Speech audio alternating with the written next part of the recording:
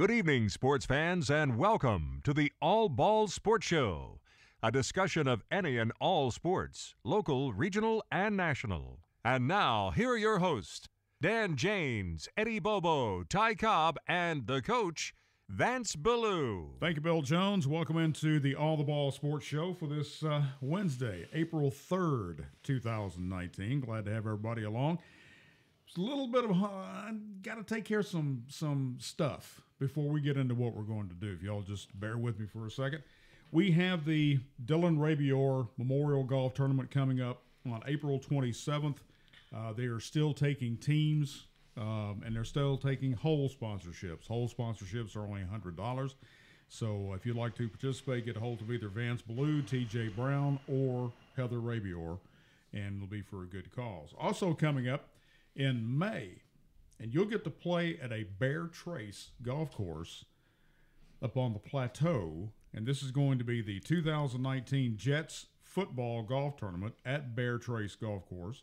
It is a fundraiser for their football program and their booster club, and of course Eric Ballou is the new head coach of the Jets, which he's got the coolest logo in the world. Oh, yeah.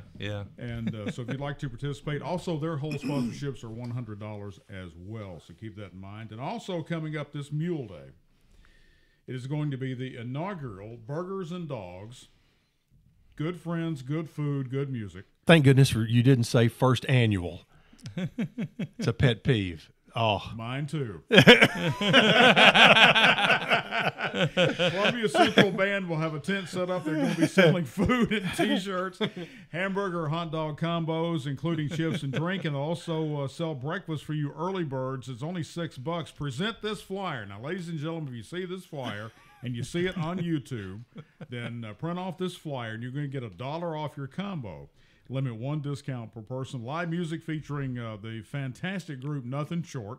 That's coming up on Saturday, April 6th from 8 until noon at Fast Fuel across from West 7th Street Church of Christ on the parade route. So make sure you check them out. But, yeah, it's a pet peeve of really a pet peeve of mine, too. For all of us broadcasters and all of us who deal in words, there's some things. There's no such thing as a first annual. No. that's correct. That's exactly If right. you haven't had the first one, you can't have an annual one. So there you go. But anyway. I didn't mean to open up a can of worms. Oh, no. Drive into town, and here's what happens. That's right. Chip Walters, the voice of the MTSU Blue Raiders, is our guest for today. Chip, thanks for coming down. We appreciate it. It's been, what, a year since you were here last? About that. It's always good to come to the Dimple, and as folks will attest to on my aunt, I have to say my aunt, Frances Holt, who still works at the hospital in the pharmacy. Does she? Uh-huh. Wow. And full-time, has not gone to part-time. But she listens to every game, and I get an email from her every game, and so I always give her a shout-out as, you know, Frances Holt from the Dimple. There you checking in. Yeah, I have known Frances for, I want to say, close to 35 years. I would say that's probably true. Yeah. My Uncle Billy, Yeah. Francis's husband, he and my mother were brother and sister. Right. That's where I'm related there. Eddie may know my cousin, Butch Newell from Lawrence County. Well, did you know Butch was in a bad wreck? No, I didn't. And Butch, he was in a bad wreck about 3 weeks ago. And Wow. but he's doing his rehab is going great. For anybody watching down in Lawrence County, I did go to see him while he was still in the hospital at Vanderbilt. But if you're a Lanning down in or a Newell down in Lawrence County, you're related. So he's doing well. He's in rehab up in Williamson County right now, and I think he's going to get out and get to come back home, back to Lawrenceburg this weekend. Well, so good. Maybe he'll stop and come see you at the parade. Everybody else does. That's right. Well. Yeah. We're going to be set up, Jane's Media, that my son owns, will be set up in front of the Murray County Convention and Visitors Bureau. And we have all kinds of people come by. And please, for the love of God, do not walk in front of his camera. He hates that. We've got room for you to walk behind it. So come around behind us and not in front of us. It's a little unnerving when we do that. But we're going to be set up there. We've got a list of sponsors we'll give here in a few minutes, and we're going to have a good time. It's going to be a big parade. Weather's going to be spectacular. if you've got 78 degrees and a partly sunny day for Mule Day, it's going to That's draw a win. Big win. A big win. Last year, 34 and spitting snow. Wow. Yeah. It was awful. And the crowd was very small. Mm-hmm. But that's okay. You know, it ebbs and flows. I talked to a couple of folks last night who will be riding in the parade this weekend. Steve Smith, who's the chairman of the board of trustees at Middle, and he will have the number one resident of South Curtiswood Lane in Nashville with him riding in a wagon on Saturday. So they will. That's all part of their entry into the parade. They're looking forward to it as always. Cool. So let me go grab my list. I'll find out where they are. Give them a shout out. It's interesting how they set the parade up. They have two lines on Carmack. One line is for mules and horses, and the other line is for commercial motorized. Thank vehicles. you. Yeah. So they set one off and set another one off. The parade, bless their heart, the lineup matches nothing that we see when it comes up in front of us. No. You know, we have to depend on numbers on the sides of all the stuff that's there to be able to distinguish who is what, right, and what fits where. But that's okay. Sometimes a team of mules in a wagon. Yeah. If you don't know the person, it gets. I would imagine as long as if there was not a number on there, you might have a little trouble. Well, you know, they always say if a mule turns around and looks at you, it's over. well, normally what they will do, they will put their name on the side, and that way we can distinguish who they are. Yeah. Except when you've got the Smiths, and then 2 or 3 wagons later, you've got another set of Smiths that may be from Rucker, Alabama. You know, I would think with a name like that, it would be highly unlikely that would happen. Highly unusual. All right, let's get down to business here. You're out of sports broadcasting right now for this season, but you're into real estate. Let's talk about your real estate dealings. Exactly, and I know that my good friend and high school friend Roxy Gibson with List for Less is one of your sponsors this weekend. Yep. But I mean, it's something we all have a little. Every once in a while, need to go on a different little tangent in our life, and the broadcasting part of what I do at MTSU has been great. I think about it, and I remember when I turned 36 years old, I told my mother, I said, "Mom, do you realize that I have lived away from home now as long as I lived at home?" Right? And so, I mean, I've lived in Murfreesboro for or basically away from Columbia 30 some odd years, and over 35 now. It's about 38 years, or in May it will be, or in August it will be. But it's still coming to Columbia. I say my home is in Murfreesboro, but home is right here. And so I've been in the real estate business for a couple of years, and a couple of your pals over here that are longtime real estate agents are people that before I made the move, I talked to people like Jimmy Duggar, people that I know and respect and have known for a long time. Roxy, friend of mine, went to high school together. Just to see if they all thought, do you think I've got what it takes? And I had a really good year last year. I am not afraid to come and do business in Columbia. Just telling folks, and sure. And my website, choosechip.net, go and see it. And love to Can't get back more over simple here. than that. How about that? Choosechip.net. That works. But that's Exit Realty. Exit Realty out of Murfreesboro. Yeah. Okay. Well, good deal. Because we see your posts all the time on Facebook.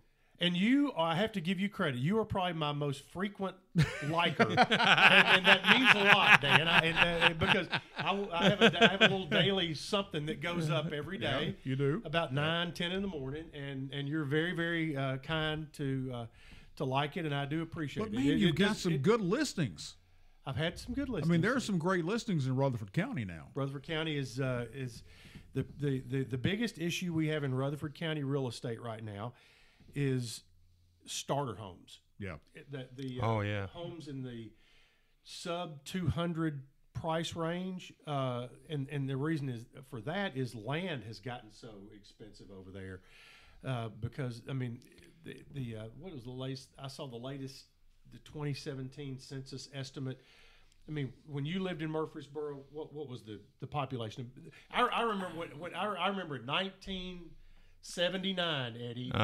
When I remember going over Columbia. Yeah, but I was there in 72. Columbia was 9-0, yeah. and we went and played Oakland in the 10th game of the season. And got Brown and Tim Sanford played for Oakland, and at that time, and when I became about the time I was a freshman in college in '81, Columbia and Murfreesboro were about the same size. Yeah, but see, Murfreesboro had did not even have an Oakland or a Riverdale when I was there. They only had one high school. Central, and then they had Oakland and Riverdale in the early '70s.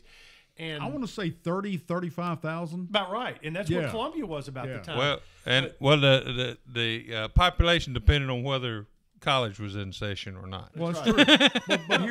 but here's what happened with that, and I see the very same thing happening. And Carol and I talked about this the other day driving, that the same thing that happened in Murfreesboro 35, 40 years ago is happening in Murfreesboro now. Exactly, because the older generation of leaders, right, are passing on, and the younger guys and the younger ladies are coming in, and they've got a new mindset of expansion. Mm-hmm. Right, and that's what's fixing to happen here. Yeah, and and I was actually thinking about this on the way over. I said, do I need to have any political comment at all on your show? But, sure. But and the thing is, we're YouTube, man. You can do that's right. and my comment is how proud I am of my hometown. Yeah, And the first thing that comes to mind is, number one, what a debt of gratitude to Dean Dickey for what he has done over the years. Yes. And also, at the same time, how excited I am for my friend Chaz Mulder, mm-hmm. and the ideas and the thoughts that he's coming in. And when I come over here and I look and I drive around the square and, down South Main and you mm-hmm. go over across Carmack from the Daily Herald and you see what's going on in the Arts District. And there's just, it reminds me a lot of what Franklin went through, especially in the downtown area and also Murfreesboro. But you look around, the outside of Columbia and up to Spring Hill, how it's grown kind of like Murfreesboro and Smyrna did back, several years ago. And it's time. And it's Columbia's time, and I'm really, really excited. So I'm so tickled for Smyrna because when Seward Air Base closed down, that was the kiss of death for that town. Oh yeah. But then they turned it around, mm-hmm. and when they brought Nissan in, it all of a sudden it boomed, blowed up. It blowed up. Yeah. Well, I tell you, we talk about Columbia and Murfreesboro being mid-30s back in the early 80s. Well, the latest census estimate for 2017, Murfreesboro now is about 135,000 people. Wow. And Rutherford County is over 300,000. Mm-hmm. So it's the traffic. I mean, there's indigestion that goes along with a lot of the good stuff that goes along with it, but it's fun, and we're so lucky to live in a great part of the country. But the new flyover they built up there is a godsend. Bob, the bridge over Broad. It has really opened things up. That's Bob. Oh, that's funny. That is funny. I love that. Bridge over Bob. Or bridge over Broad. But I remember when the old Crystal was there on the corner. On the corner, yeah. Mm-hmm. Well, that was some of the worst chili I had that night. And had that little Dairy Whip or whatever it was on that other corner, Broad and Memorial, right? Memorial. I got a story goes along with that too. And every town in southern Middle Tennessee had one of those dairy dips that had a fountain out front. Right. Yep. And how many times did a box put soap of Tide suds? get Right. thrown? Right. Oh yeah. Absolutely. Yeah. A lot of things happened this week. A lot of bracket busters happened this week as far as basketball goes. And Eddie and I were sitting here talking a while ago that Auburn and possibly got a good shot of winning this thing. I tell you, they're hot. And, Harper. What's Bruce Pearl going to do and Tennessee going to do when that happens? What kind of egg are they going to have on their face? I don't know because I'll reserve a little judgment on a little bit of that. But what I will say, Auburn's team is playing so good right now, and Harper and mm-hmm. Brown, those two guards are just. They are. The other day at the end of the game, at the end of the Auburn game, they could not keep up with Harper. Put the ball in his hands. At the end of the shot clock, they flatten the floor out, and Harper just goes to the rim, and they didn't have anybody that could stay with him. And Bruce is such a great guy, from a motivational standpoint. He is so good. but if you follow what's going on with the whole landscape of college basketball, and you kind of holding your breath a little bit to see where all the everything's going to fall. I heard one of the national commentators, and I was really kind of shocked at some of the comments he had the other day. But Auburn is playing; they're as hot as anybody right now, and for them to be where they are. Well, Charles Barkley's enjoying it. He certainly is, and it was so funny. Him and Kenny Smith the other night when they were on the set together. There were some great pictures that went out on social media with Charles. But I'll tell you, they are really, really good, and what a contrast in styles with Virginia. Yeah. And we played Virginia in November. Middle played them down in the Bahamas at the Battle for Atlantis. First game out of the gate at the Battle for Atlantis, you play.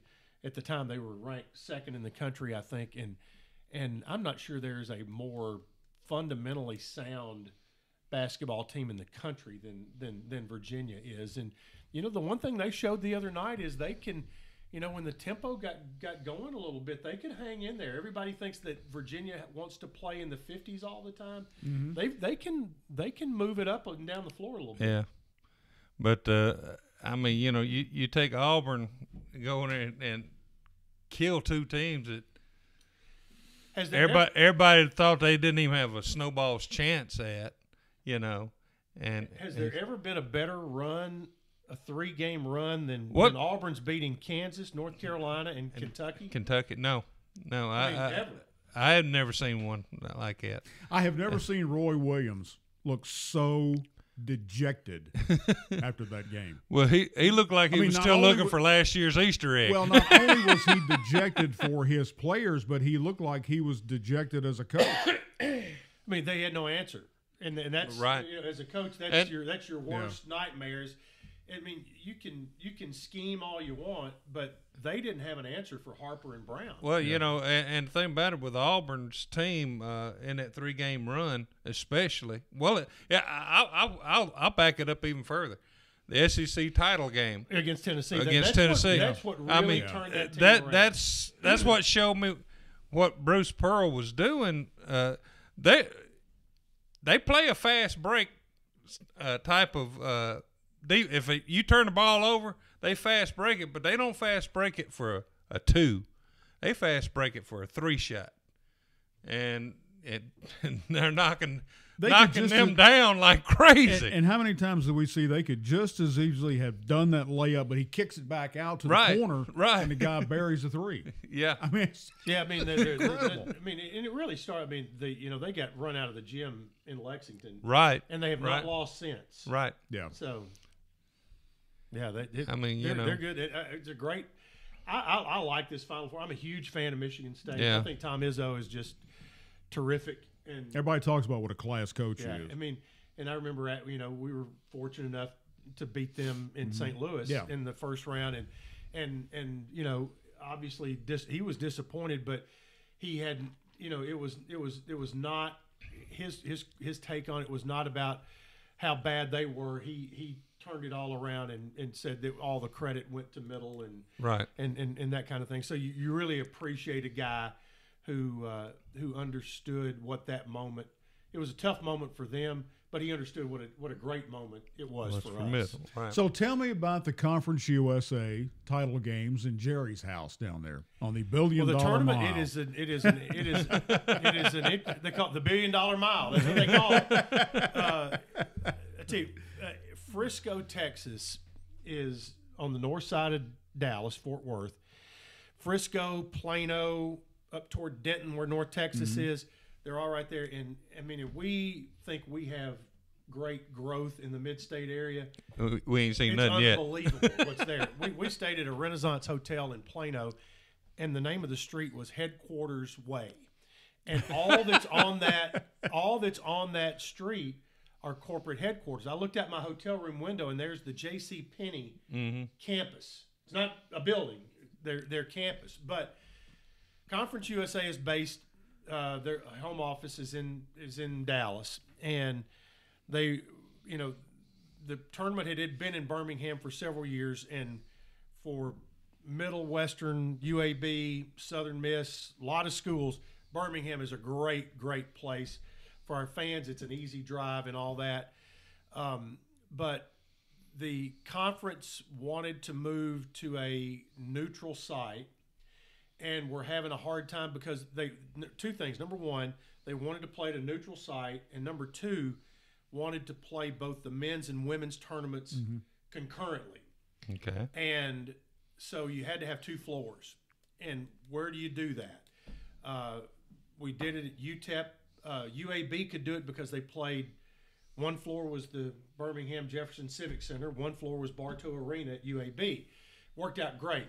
And I know a lot of our fans would love to see it go back to Birmingham. Would love to see it maybe come to Nashville sometime. But you're not going to have 2 floors. Well, it all depends on how you set it up. There's a lot of different plans that I've heard of out there that could possibly work. One of the issues and none of them include Bridgestone Arena because the SEC has it tied up for till 2035, something like that. Yeah. But think about just start thinking in your head. Okay, where are other arenas? And where are other floors in town? You've got 2 out there that are, and this is my. Well, you got municipal for one. There's one, but then you've got 2 that are about a mile and a half apart. At Belmont and Lipscomb. Both are 5,000 seat arenas. Right. And that to me, I mean, it's, that to me, if you want to be creative, that's a great way to do it. Kermit Davis had an idea about using the Music City Center and building temporary arenas inside the Music City Center. To me, I think if you went out to Belmont, Lipscomb, that would be but it's going to be in Dallas. It's been there 2 years. It'll be there 2 more years. And what they've done, for folks who don't know, the Cowboys, they have, of course, AT&T Stadium, which is in Arlington. But up in Frisco, they have what's called the Star, the Ford Center at the Star. The Star is this big, huge development. The Star is equivalent to Cool Springs. And not just talking the mall. I'm talking everything. If you're in the Cool Springs area, the Star is what. Then you have the Ford Center, which is basically a 12,000 seat indoor football arena that has attached to it about a 15-story office building, which is the Dallas Cowboys headquarters. It's where Jerry's building is. That's where his office is. And then is where those 2 buildings, the Ford Center and the office building, back here in this corner, you've got the Cowboys outdoor practice fields.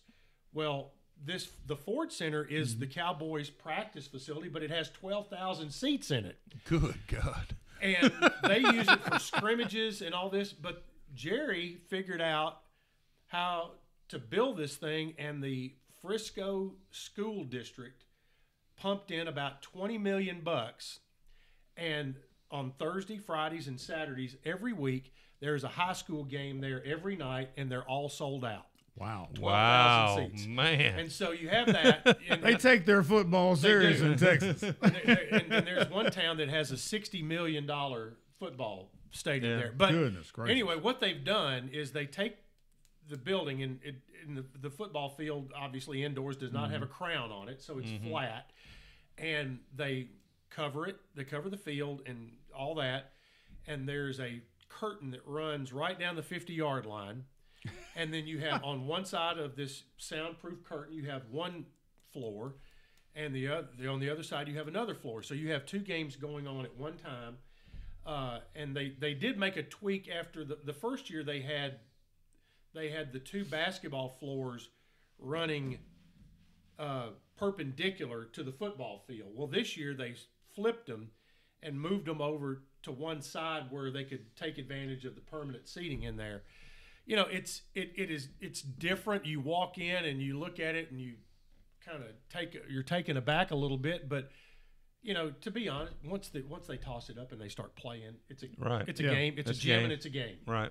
And they're going to be there they're there for at least 2 more years. So it is interesting that I hate our fans got a little spoiled. Middles fans, Westerns fans, UAB's fans, Southern Miss all got spoiled from being able to drive to Birmingham Right. and now it's a flight or an 8 to 10 hour drive out Well, which there. school is the furthest west? UTEP. Oh, okay. Now, and here's on the other side. The conference loves being there because it's near their office, but there are 14 schools in Conference USA, and I saw this. There was a post or a tweet on Twitter, which, if it's on the internet, it's obviously true. Which means that said that 10 of the 14 schools in Conference USA are more than 600 miles away from the site of the tournament. Wow. Which pauses you to think, well, should it be in a more centrally located?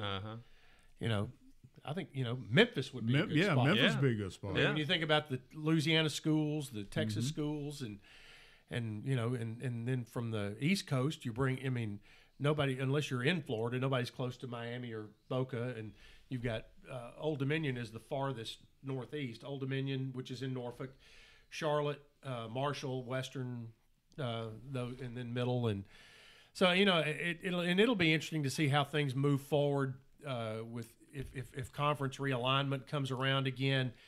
How does Conference USA and the AAC, the American, maybe is there any movement there, or again, things seen on the internet hashtag. Does Conference USA, the Sun Belt, and Mountain West get together? Yeah. Reshuffle the deck to where each of those conferences have a more geographic, more compact geographic footprint. I don't know. I think the quote unquote mid majors have to look at all of those creative ideas for all sports. And the thing is, you look, a lot of times football is the tail that wags the dog, and that's fine. Men's and women's basketball in these leagues are very, very good typically, as we've seen from past history. Baseball in these leagues is outstanding. Conference USA is a top 10 league in college baseball, and that's that makes it hard every weekend. You're going out there against somebody really good, so it's going to be interesting. I don't know when the next wave of that happens. Or if it happens, and or do the well, power, it's taken this long for them to get to a what I consider to be a decent conference where you've got good competition. Well, and there would be a lot. I could round up a crew that would probably say that we were better off in the Ohio Valley. I don't believe that, because I look and I see what Division 1A football has brought. And we had great teams with Coach Donnelly in the 1AA days. We couldn't beat Boots, man. I mean, you think about the powerhouses in 1AA football.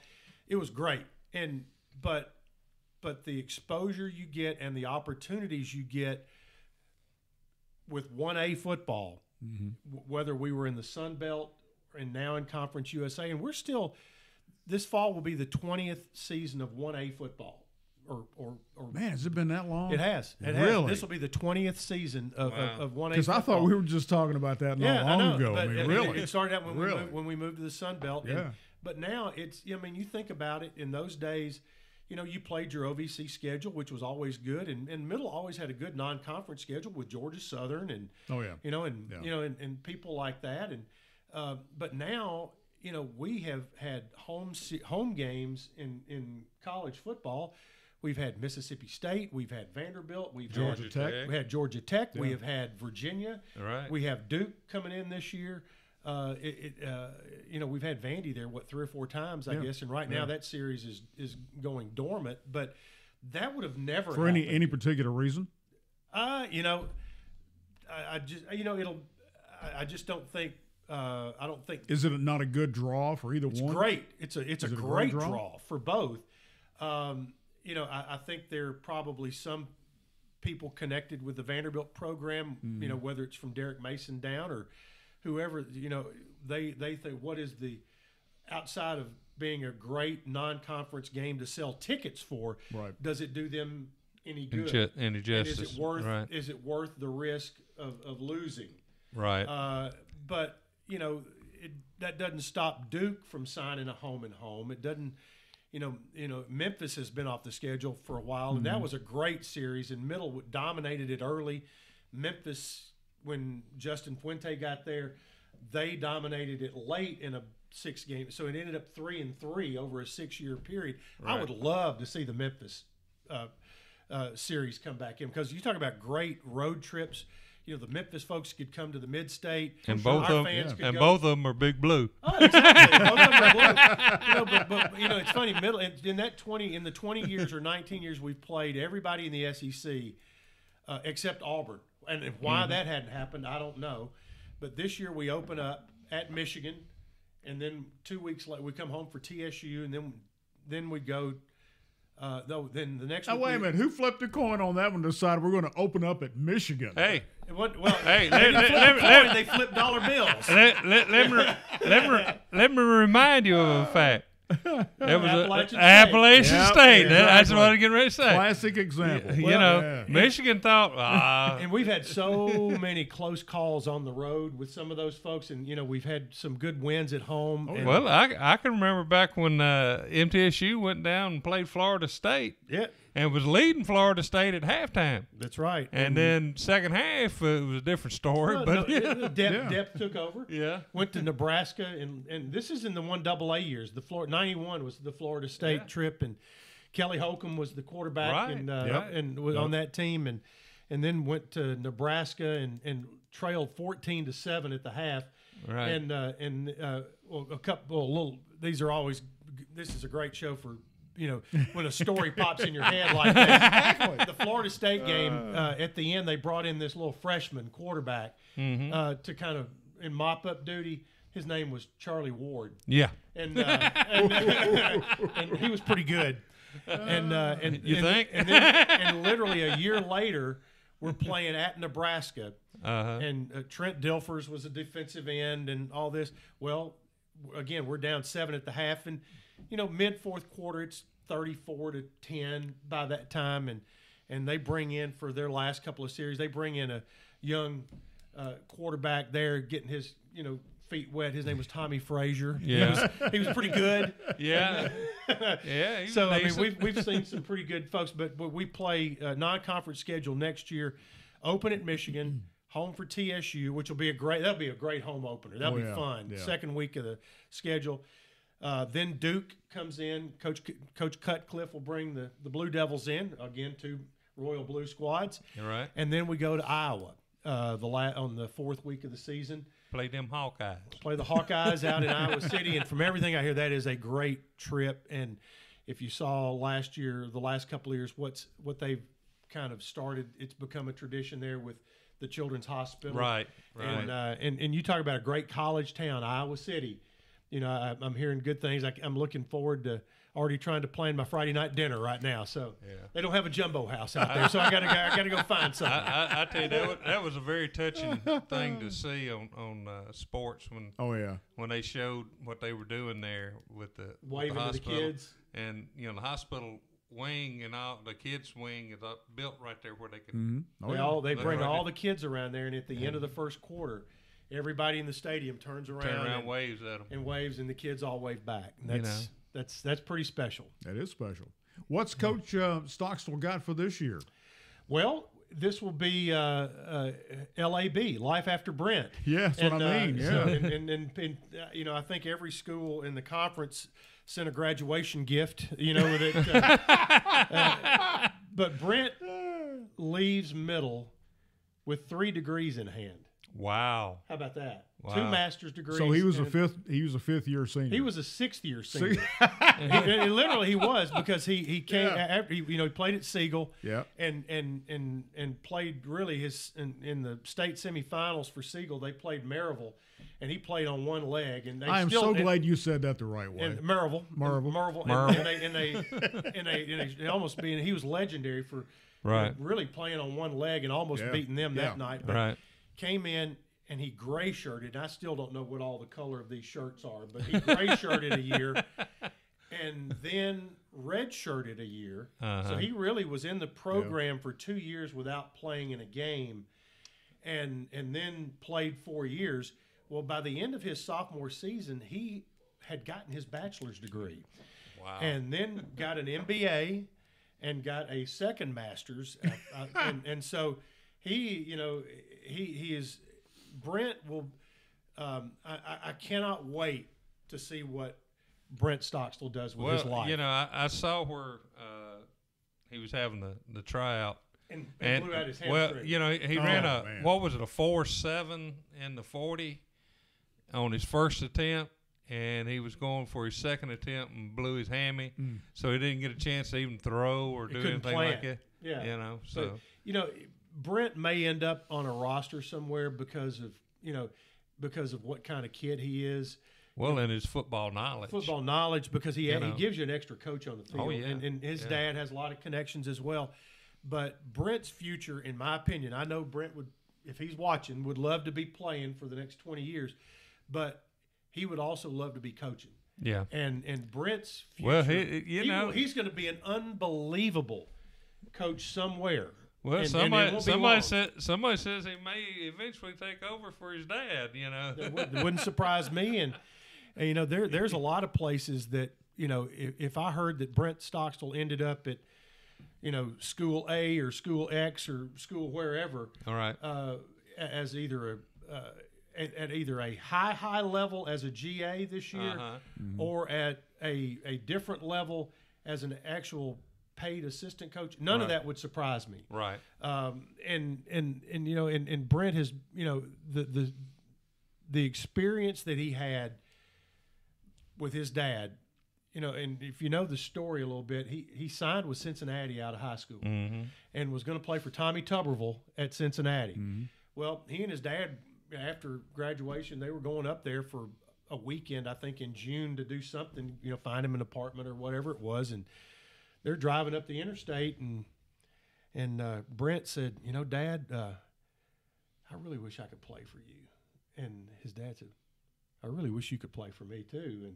And so did we turn around? They got there and they went to Tubbs and Tubbs' office and said, we had this, we kind of thought that he might want to get away, but the pull is there, and Tommy said, I'm not going to stand in the way of that, No. And that's how he ended up back at middle, and Brent Stockstill, as great a player, and he owns just about every offensive passing record in the record books. And you think about guys like Kelly Holcomb and Wes Counts and guys who put up incredible numbers, Clint Marks. And look at the games he missed. Oh, I know. Exactly. If he had got to play in those games, exactly. But how many more yards? As great a player as he was, and as productive of a player, Brent Stockstill as a human being is as good as I've ever seen as a player. And if you took a poll of his teammates and said, okay, who is your best teammate on this football team? It would be a landslide to Brent Stockstill. And that, to me, tells you what you want to know about him. That was what they were pointing out in the sports cast from the station I was watching the other night. And they said he could have very easily have just left the facility after he pulled that hamstring. Oh, I'm sure he was out there with his teammates. They said he stood there and cheered on his teammates and, all that stuff. And that, like you said, that just shows you what kind of character he has. Yeah, and Tony Franklin, who's our offensive coordinator, wasn't this past spring, but because Brent was actually healthy this past spring and went through spring practice. But the 2 springs ago, Brent had undergone shoulder surgery or knee. I can't remember which one it was, but Tony's daughter was getting married, and her wedding fell right in the middle of spring practice in California. So Tony was told he was not going to miss that. So Tony flies out, and just as a lark, they said, okay, Brent, here's his headset. You're the offensive coordinator today. And from all accounts, and all the other offensive assistants are listening to him. And he's calling. He put the practice schedule together for the offense because he already knows it. He knew everything. Yeah, and so everything went like clockwork. Yeah. So somebody's going to be very, very lucky at some point to have Brent Stockstill as an assistant coach first, and it will not be long before he is a head coach I mean, somewhere. after all, it's not like he didn't know the playbook. Well, you know, exactly. I kind of always thought that once Peyton hung it up as a player, that he would wind up being a offensive coordinator. Man, at he's having least too somewhere. much time. He's having too much making good too much time. money doing on everything commercials. else. Yeah, he making Nationwide's paying him a mint. The thing I'm looking at now, all right, Eli is getting ready to retire pretty soon. I think this will be his last season.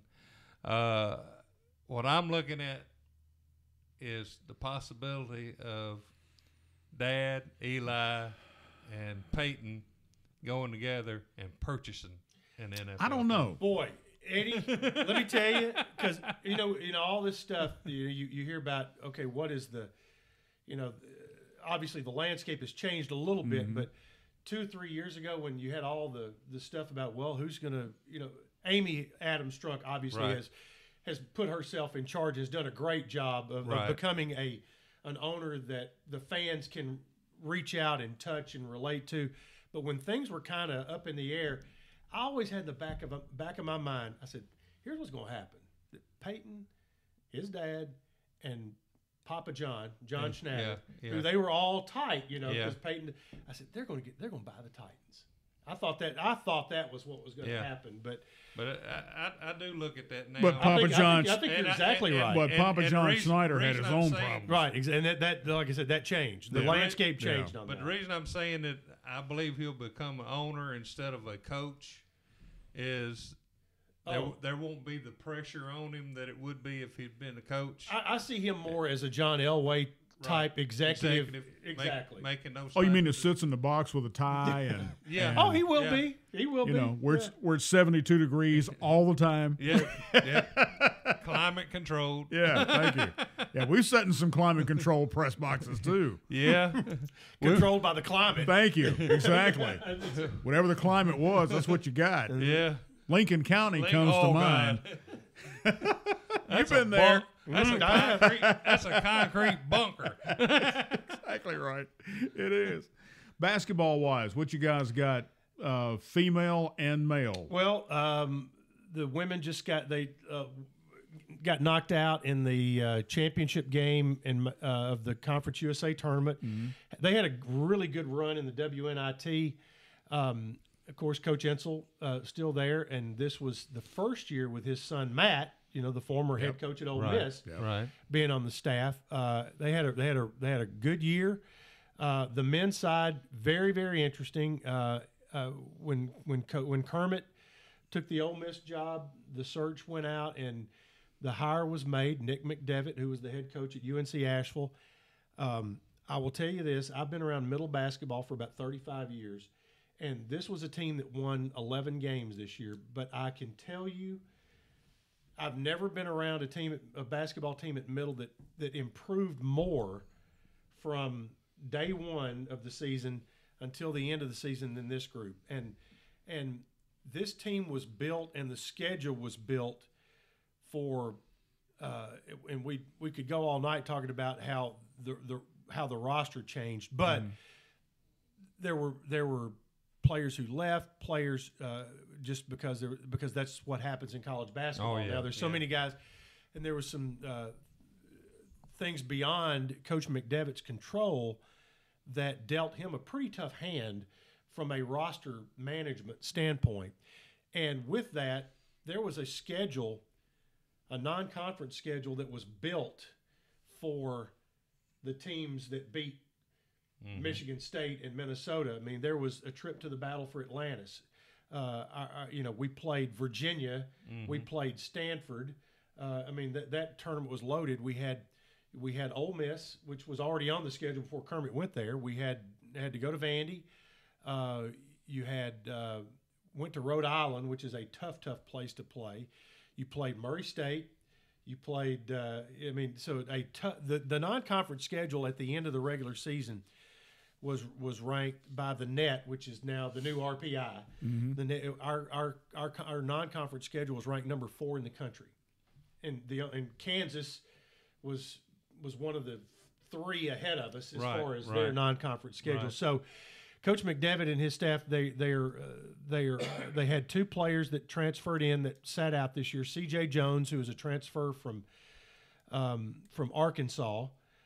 We certainly hope that Arkansas transfer works out as good as the last one, because Ja'Cory Williams ended up being Conference USA Player of the Year after he transferred. A kid named Dishman from Eastern Kentucky, he is there. They've had 3 signees in the early period.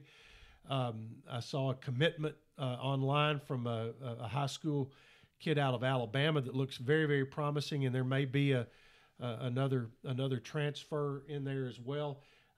Do you get a lot of the JUCO transfers? I think it all depends.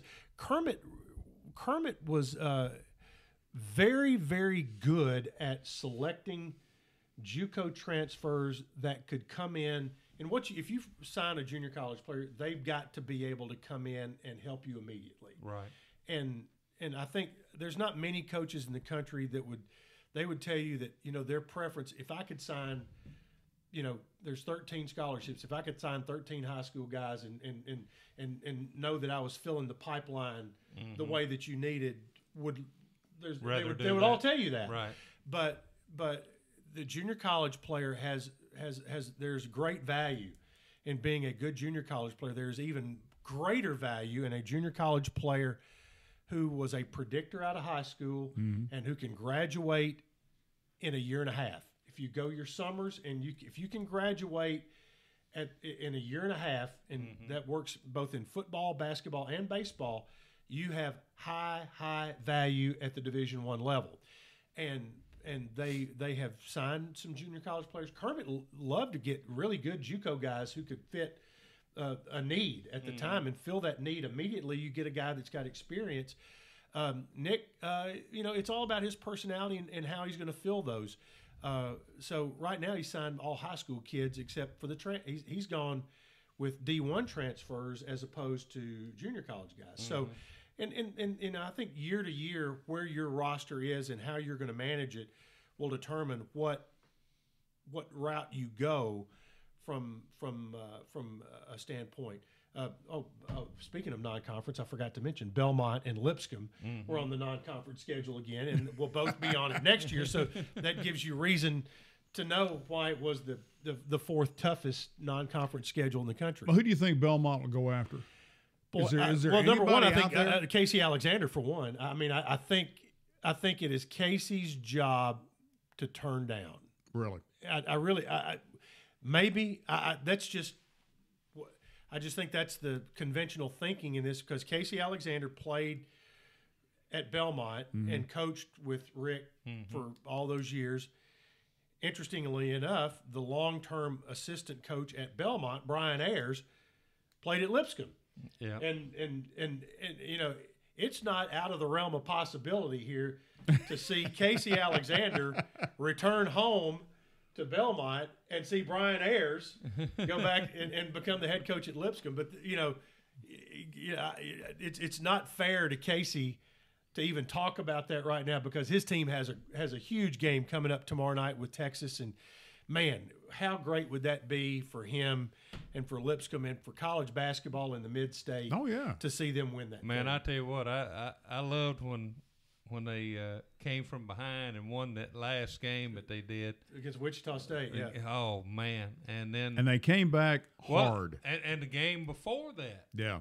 Against NC State. Right, yeah. against NC State. And, they had never beat an ACC school. Ever. Not even on the road, but at home or anywhere. Well, they don't get opportunities to play ACC teams in Nashville. Right. So that may change now. And I know NC State there, when it got down there toward the last few seconds, they respected man. He just throw the ball up, but yep. Kenny Cooper turned out okay. Right. He kicked it over to Coop, and Coop buried the 3, and then he come with that floater and scored the winning basket, So as quickly as it came, it left the same way. The AAF. Boy. Yeah. I know. What's up with this? Did you get into any of the games? I watched a little bit of it, and it wasn't bad. I mean, it was. No. is, to me, I think if you're going to be something different than the NFL, you have to be really different. Which I think, they're going to the XFL is coming back, and you think about when the XFL's first incarnation. Oh, there's a lot of stuff that they brought, with them now, but right. But they, what Vince McMahon did, was different enough. But I really thought that the AAF was going to have. Their games were on the NFL Network, right? So, right. Yeah. But the guy who was the major financial guy said that they could never get a deal with the Players Association to be a true developmental league for the NFL. And my understanding is he had to dump $200 million into it just to pay what they owed, but the vendors are the ones who are going to suffer from all that. Yeah, I think you're right. Maybe so, but on this whole deal, I think you got to allow more than one.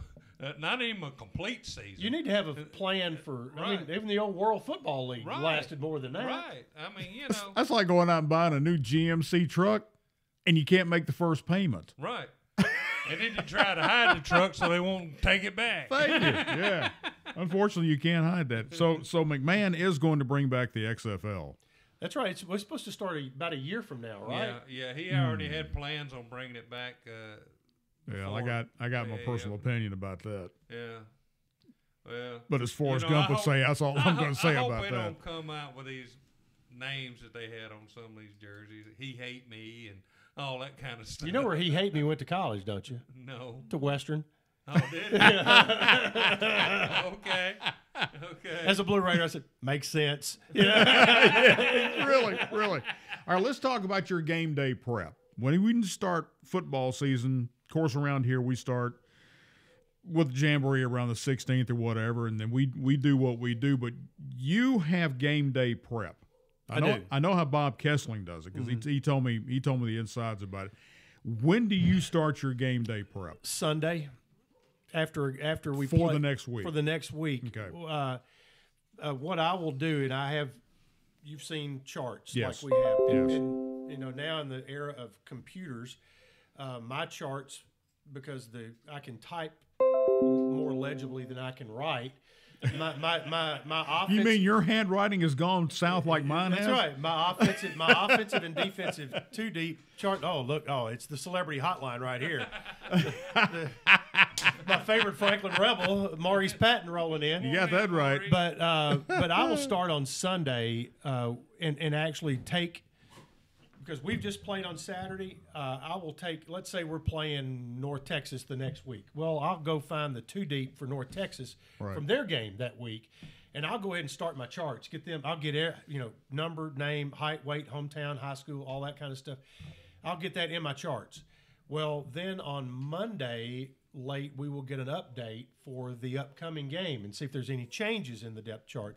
So by doing my work on Sunday, while I'm watching the Titans or whoever, I'll do all that on Sunday. I have minimal changes that I have to make. Right. And then instead of cramming for 10 hours or so on Friday, I'll spend 2 or 3 hours on Tuesday, Wednesday, Thursday, and try to after I get all my stuff typewritten in and printed, then that's when I go in with my colored pens, my colored highlighters, all that. And to me, I've got it like Bob does. I've got a system that every color, if it's a certain color ink, it means something, or if it's black ink that's highlighted in a specific color, it means something else. Whether it was current season, career stats, or whatever, that's where I can catch it. And I've got an incredibly good spotter that makes me sound a whole lot smarter than I actually am. As you know, Wayne Gross. Yep. Who has been doing it for 38 years now, and so that is the process every week that I will start that on Sunday, work, and then I try to get to where Friday is a day where I'm not having to write a whole lot back in there and I can review. Well, now as your PA announcer, I have to say this because he's in the room, and I don't say it just because he's in the room. I've got an incredible spotter that makes me look good simply because Stevie Wonder could do my job.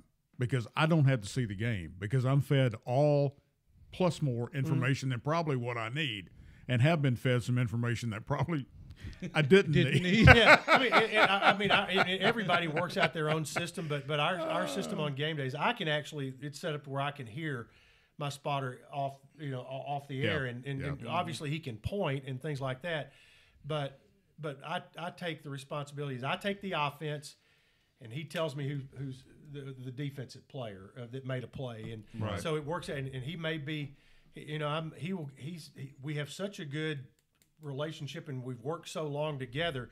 He knows when I'm going to take a breath, and I may be calling the offensive side, and he'll say Patton, and I'll say, and the tackle by Franklin, Tennessee's Maurice Patton, or whatever. So, and it's just that. And you will never hear that phrase ever again. Yeah. You've never heard it before. But he's quick. You'll never hear it again. He's quick in a small area. That's right. But what we're going to do, we're going to take tonight's show. We're going to pull that little piece out of there. There we go. And you can play that over and over and over again. I might just use it for my phone. There you go. There you go. That'd be cool. Hey, Yes. you're talking about game prep. How easy was your game prep from Alabama Birmingham to Alabama Birmingham? Oh, it was great. It was like I got almost vacation that week because nothing. I'm trying to think of anything in this. We're talking about the last regular season game in football. We played UAB, then came back and played them in the championship game the next week. I don't think there was anything on the charts that, as far as what was typed. Obviously, I had to update stats and all that, so I reprinted everything. But, coaching records and that kind of – but just very minimal. I wasn't on the keyboard more than about 10 minutes doing all that, and that included printing. But that was one of the easier – you played those guys down there and then turned around. No, we played them both in Murfreesboro? Yes, because that year this year we scheduled the regular season game was in Murfreesboro. Right. And then it was the East – we had the tiebreaker with them that allowed us to host the championship game. So cool. It was very unusual. And then in basketball this year, you will see it in high school more than college, or in college you'll only see teams play back-to-back games. If you in a weird situation, you may have last game of the regular season and first game of the tournament. Mm-hmm. Well, this year again, UAB of all people, they're our travel partner in basketball, and so when you play your travel partner, you only have one game that week. Well, they wanted people to play on a game in December, but Coach McDevitt and Coach Eson got together and they said, well, let's just on that week where we only have one game in February, or right around February 1st, let's play both games that week, and they did. We played in Murfreesboro on Wednesday, and in Birmingham on Saturday, and fortunate to win both games. And that was really where this basketball team, they had started their turnaround, but that was really where they came out winning 2 against UAB and winning, especially the one in Birmingham. And that's a tough environment to win in. That's what I was just getting ready to ask you. That's a tough place to play. Yeah, it's a tough place to play. And that's a credit to their fans and their program. You, Mr. Patton, are involved in baseball right now with Columbia Central. Big game yesterday, 10-0 against Lawrenceburg. Yeah, they're down there as we speak. Are they? Yeah. Wow. The return game. Yeah, that's kind of the way it works in District 8 AAA. They'll play back-to-backs on Tuesday, Wednesday, and then then you got Columbia State. Yeah, Columbia. They're struggling a little bit. Well, that's what I read in your article. Yeah. I do read from time to time. And I You appreciate cover it. losses? Is that what you do? Yeah. You sound like you've been reading Adam Sparks' Twitter account. I don't mean to just cover the losses. If I knew when they were going to win, I would certainly try to be there then. Hey, and we've got to schedule a road trip to Atlanta. We talked about that the We other did day. talk about that. Yeah, they got it rolling the other I'm night. telling you. I like that. Like that a lot better than the Philadelphia debacle. Oh, that Philadelphia series sucked. Yeah, it did. That's one way to put it. Well, guys, as Skip would say, a rather inauspicious start. Rather inauspicious debut for the Braves. Yes, absolutely. we are at the end of the hour. Chip, come back. I will. This is fun. I apologize for being late, but I didn't want to deprive Chip of the We opportunity to see me. have had a great hour, which I'm you can sure. go to YouTube and you can find us. And happy Mule Day to everybody. Yeah, absolutely. Have a great Mule Day. I mean, right. and don't forget, real estate wise in Rutherford County, Choose Chip. or He'll sell it down here. here happy to in come Columbia, in Murray County, Gives him an Exit- excuse to come home. Huh? Exit Realty, right. and you do auction too. ChooseChip.net. You do auctions too. Oh, we've got somebody that'll do auctions. Okay. I can talk fast. but Exit they Realty and auction as Auctions. well. I couldn't tell any. ChooseChip.com. .net. .net. I wrote down .com. Oops. Shows how well I listen now, doesn't There it? you go. We are out here for the All the Ball Sports Show. Have a good evening, everybody.